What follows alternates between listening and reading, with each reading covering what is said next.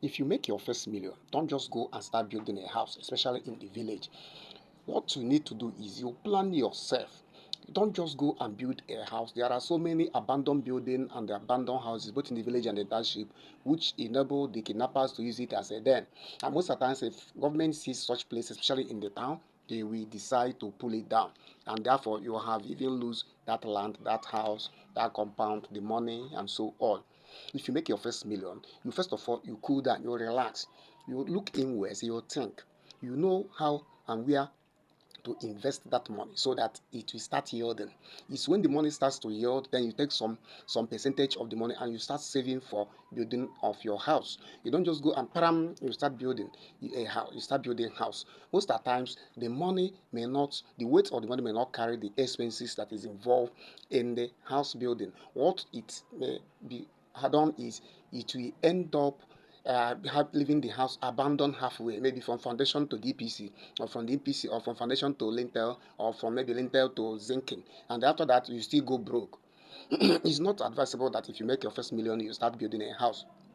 You can start doing some other things, especially you can go into importation, and maybe into you source raw materials from Nigeria, you export to other European country or Asian country. It's lucrative, especially if you can if you can have yourself sourced some raw materials like bitter cola, charcoal, cashew, uh, coal, and some other powerful raw materials, pepper, and some other dry egusi and so on. You'll be selling it in a huge amount of money. When you can, maybe you specialize in exporting like bitter cola. It is when you are doing this export, you start saving the, the proceeds you start saving the proceeds that you made from the business and start building a house. When you start building that house, the proceeds will start yielding one after the other, one after the other. Whatever you decide to do with the money, you can say, let's say, you go into savings. You can be saving each time you go on in a business trip. You can save like 3 million, or you can save like 6 million. It depends on how much you use in running the business. As you can see today, the house of 6 million cannot be habitable because of the expense of raw materials and so on. So supposing you made something like 10 million and above, or 5 million and above, you try and go for market survey. You know the kind of business you are going to venture. Go into lucrative business.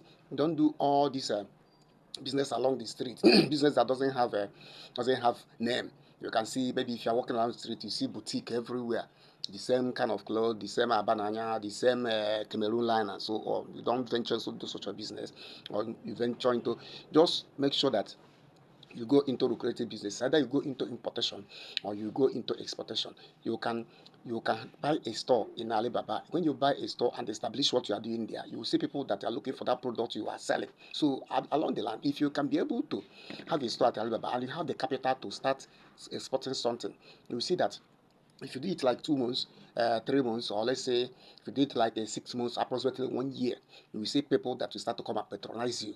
Don't forget to like and share and comment on this video. This is Charles Martin's idea. So your first million should be your investment and not for house building. Even if in the township, instead of you building a house, you can go ahead and buy a land, because land appreciates. If you buy a land, maybe along the line, and you have an issue, you can sell the land. If you're building a house for you to occupy, it might, along the line, the money might not be commensurate with the house. So that's why it's more advisable that when you buy a land, you keep. Then if you have money, you go ahead and start a business. But if the money you acquire is very small, you don't go into buying any landed property for the first time. You don't go into land, you don't go into building, you go into investing that money in a lucrative business. How do you get a lucrative business? Go online, do some research, go out there, do market survey, ask some questions, ask people some questions, know what people want in the area or niche you want to venture. If you want to venture into maybe beauty niche, or into whatever niche, beauty niche, or maybe clothing line, or whatever you want to venture, you have to go for market survey. You study the niche very well, study the line very well. You know how to approach the market so that you can be able to survive in the market. That is how it's done.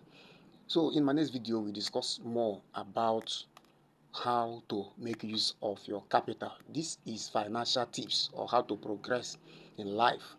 Thank you very much.